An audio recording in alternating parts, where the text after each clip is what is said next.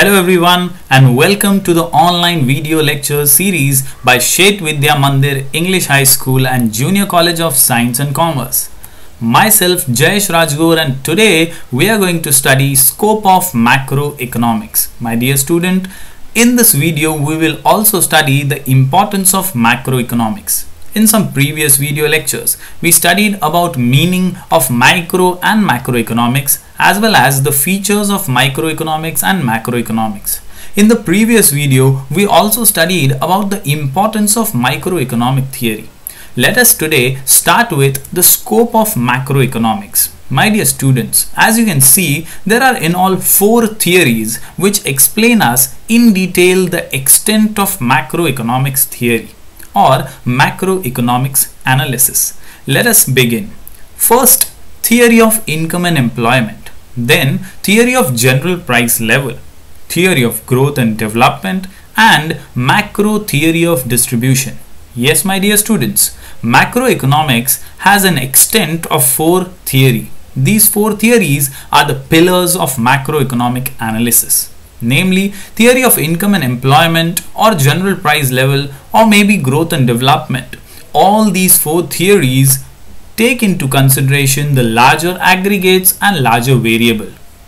Like income and employment makes us understand about the consumption function and the investment function in the economy. Similarly, the general price level theory helps us in studying the study of general price level on account of inflation and deflation caused in the economy. Similarly, as macroeconomics looks at the economy as a whole or as a group, it also helps us in understanding the growth and development or the causes of underdevelopment and poverty. Similarly, it also emphasizes on macro theory of distribution, that is, shares of rent, wages, interest, and profit in national income. So, let us now understand each of these theories in detail.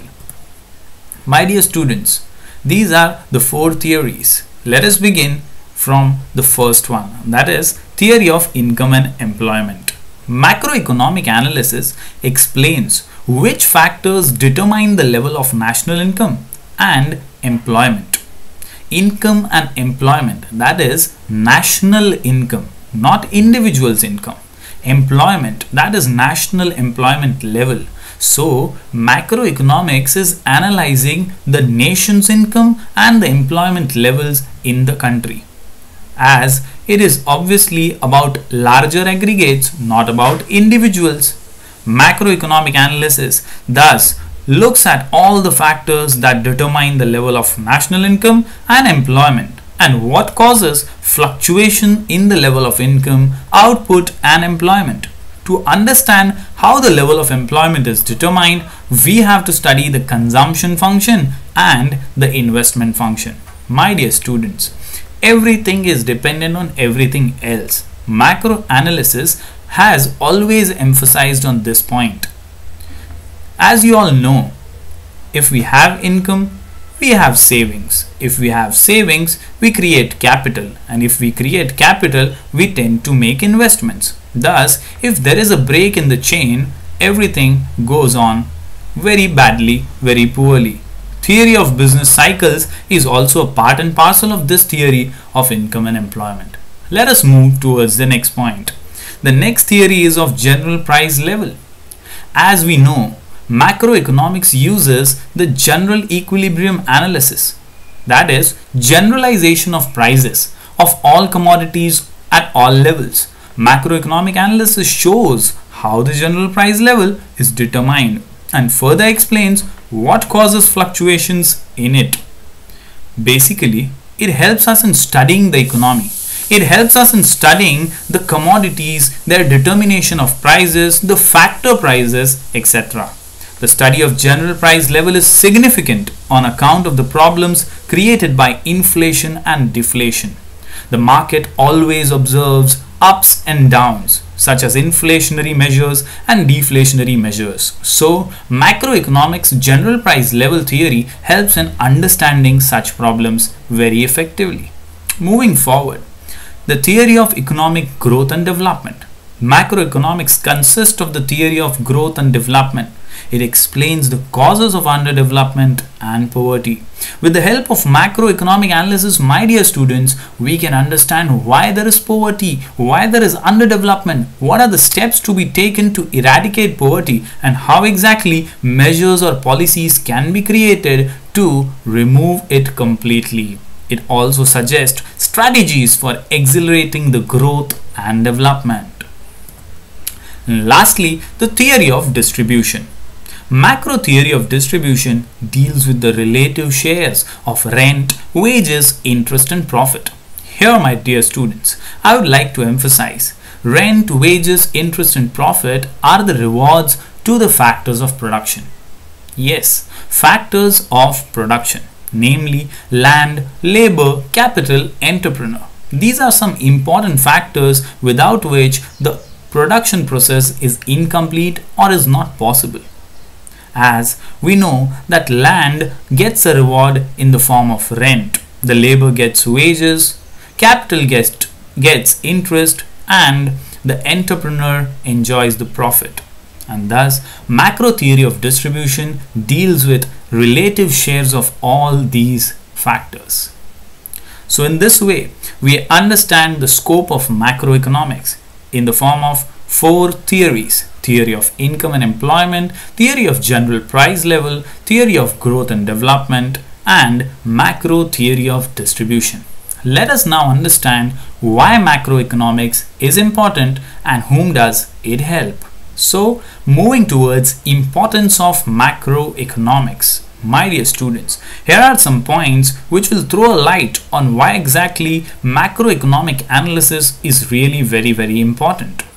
Firstly, performance of an economy or functioning of an economy. It is very important to understand how our economy is performing or functioning, whether it is going in the right direction or not. Similarly, understanding the level of employment, understanding economic development, economic fluctuations, understanding or taking a note of national income, study of macroeconomic variables. These are some points which will help us in studying the importance of macroeconomics. Let us begin. Performance of an economy. Macroeconomics helps us to analyze the performance of an economy.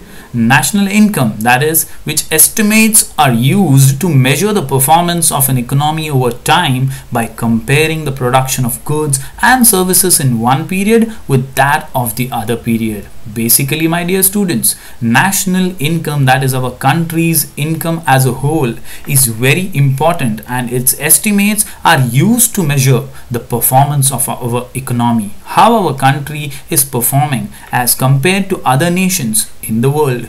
To understand that, we need national income estimates. This will help us in knowing the performance of our country, our economy, and understand the production of goods and services as compared to the previous years.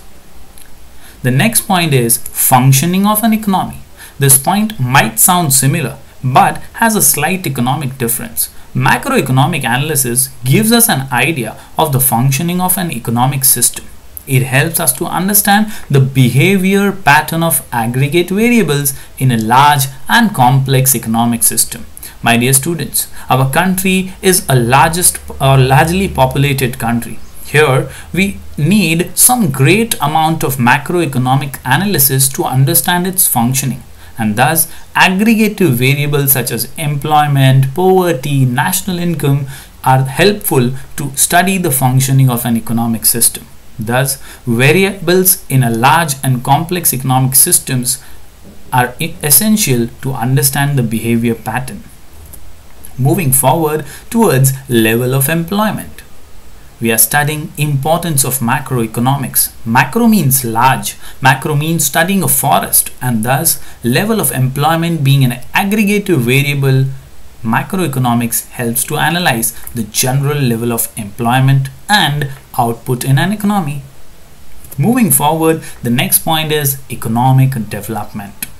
My dear students, advanced studies in macroeconomics help to understand the problems of developing countries such as poverty, inequalities of income and wealth, differences in the standards of living of the people, etc. Basically, through macroeconomic analysis, we can understand the smaller or larger bits of the problems in a developing countries. Basically, macro always believes in the larger aggregates, but through these poverty, inequalities of income and wealth, or problems like this, it can be helpful to create good policies for the government. It can be helpful in making economic measures beneficial for the people. Thus, it suggests important steps to achieve economic development. Next point suggests economic fluctuation. Every economy observes fluctuations. Thus, macroeconomics helps to analyze the causes of fluctuations in income, output, and employment, and thus helps in making an attempt to control them or reduce their severity. To overcome problems, to tackle them, always good policies or good measures are helpful. With the help of macroeconomics, we can definitely overcome economic fluctuations which trouble our nation, trouble our economy in growing or developing. Mainly national income. Yes, my dear students, national income and its other beneficial elements help us in measuring or creating good economic policies. And thus, study of macroeconomics has brought forward the immense importance of the study of national income and social accounts. Without a study of national income, it is not possible to formulate correct economic policies. If we know about our national income, we know about the budgeting, about the finances, about the resources we can allocate to all the states in the economy. And so national income analysis is very important, which is done by macroeconomic analysis. Study of macroeconomic variables. This point is an essential one. To understand the working of the economy, study of macroeconomic variables are important. Macroeconomic variables such as total income, output, employment, and general price level in the economy. These all are the larger economic variables, without whom the study remains incomplete, and thus macroeconomics is a study of macroeconomic variables. My dear students, here you can recollect the point in microeconomics. It was the study of individual variables or individual units. But here macroeconomics is the study of macroeconomic variables, that is larger variables. So here we complete the 7-point answer, importance of macroeconomics, namely performance of an economy, functioning of an economy, level of employment, economic development, economic fluctuations, national income, study of macroeconomic variables. Thank you very much. Stay home, stay safe, stay connected, keep learning, keep growing.